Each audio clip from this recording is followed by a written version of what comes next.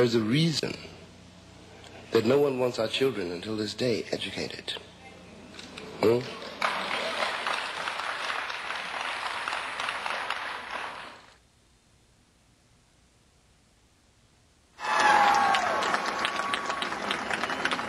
commemorate the work of Dr. Martin Luther King Jr.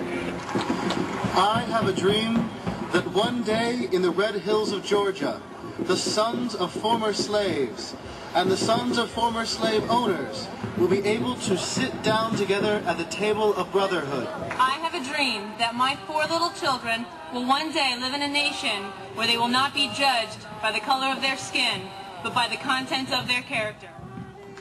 I have a dream that one day, down in Alabama, with its vicious racists, with its governor having his lips dripping with the words of interposition and nullification, one day, down in Alabama, right there in Alabama, little black boys and black girls will be able to join hands with little white boys and white girls as sisters and brothers. I have a dream today.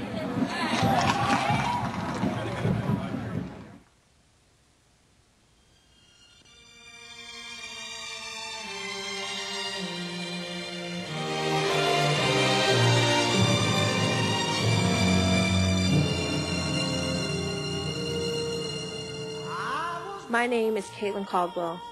I live in Dayton, Ohio, a working-class blue-collar city that borders southwest Ohio. Racially and economically divided, Dayton has been working on its numerous racial issues. All of the social and financial problems that sweep along the city streets are rooted from the education system that has held on to prejudices and had prolonged the separation of races for generations. So going to that school, I learned to put a big mask on and to hold in all my feelings, because I felt like that if I showed them how I felt, that I might be harmed.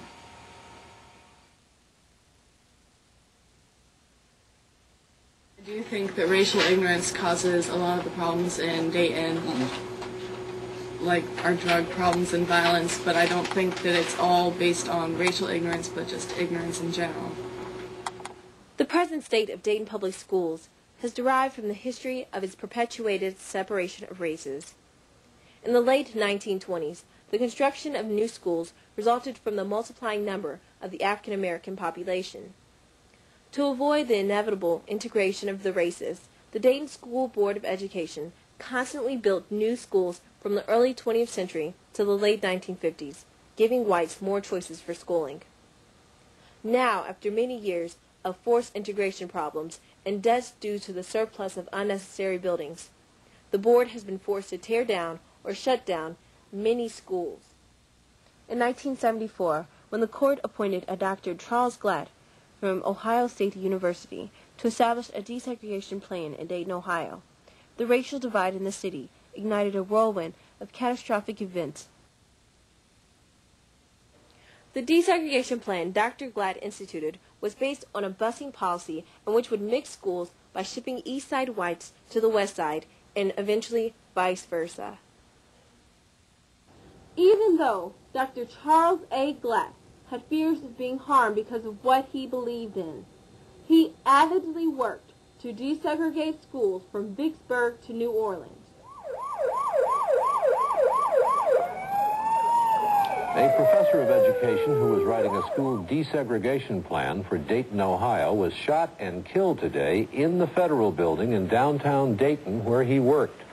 The victim, Dr. Charles Glatt, 47 years old, was wounded 4 times. He was rushed to the hospital where he died on the operating table less than an hour later. A suspect, a middle-aged white gas station attendant with 7 children, was arrested and charged with murder. No motive has been given for the killing. Dr. Glatt had helped prepare school integration plans in a number of cities.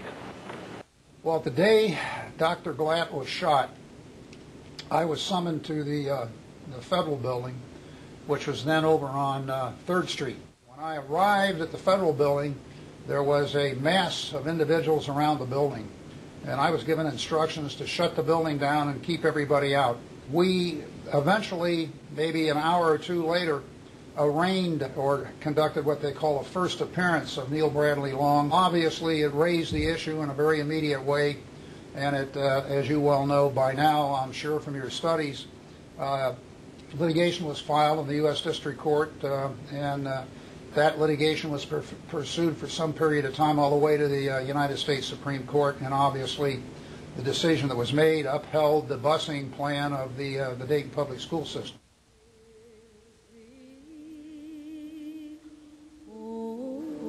In Topeka, Kansas in the 1950s, schools were segregated by race. Each day, Linda Brown and her sister, Terry Lynn, had to walk through a dangerous railroad switchyard to get to the bus stop for their ride to their all-black elementary school. There was a closer school to the Browns' house, but it was only for white students. Topeka was not the only town to experience segregation. Segregation in schools and other public places is common throughout the South and elsewhere. Desegregation based on race was legal because of a landmark Supreme Court case called Plessy v. Ferguson. In that case, the court said that as long as segregated facilities were equal in quality, segregation did not violate the Constitution.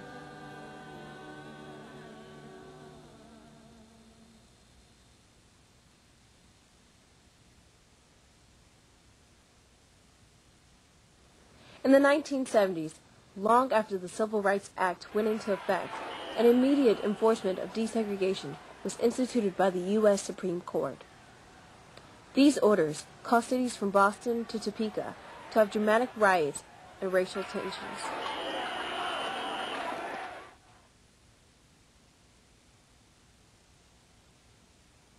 Busing for desegregation, and I'm one of those who feel that on balance it was a positive thing for our community, and I'll get into that later if you'd like. But busing for desegregation as an effective remedy to achieve integrated schools, that possibility really was ended even before the Dayton busing order was made effective in 1976. The Dayton public schools are now probably 80 to 85% African American. So yes, there's more segregation today than there was during the time of Dr. Glatt. But there is a difference. It was the finding of the court that the school district itself caused the segregation of schools by purposeful action, by making attendance zones such that African American students would attend only one or two specific high schools, white Americans the others.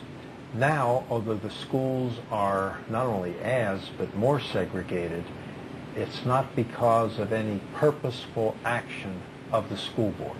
It's the result of housing patterns and 1,000 other things that courts have said the school district has no responsibility for. Dr. Charles Glatt and his plan to desegregate the Dayton public school system took a stand against generations of institutionalized racism.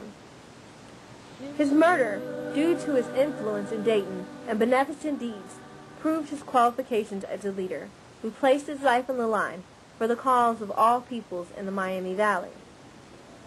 Dr. Glatt stepped up to the plate and sparked a change in the Dayton area involving education and race. I attend a school that evokes the change that Dr. Glatt wanted to see in the world. We must further Dayton with Dr. Glatt's ideas of integration and continue to live loving each other more as humans and less as races. Dr. Glatt taught us to appreciate the cultural differences that exist amongst us all, but to cherish the geographic and personal connections that always have and always will live between us all. He asked the boy a question, which I now present to you. If you are a citizen, why do you have to fight for your civil rights? If you're fighting for your civil rights, that means you're not a citizen.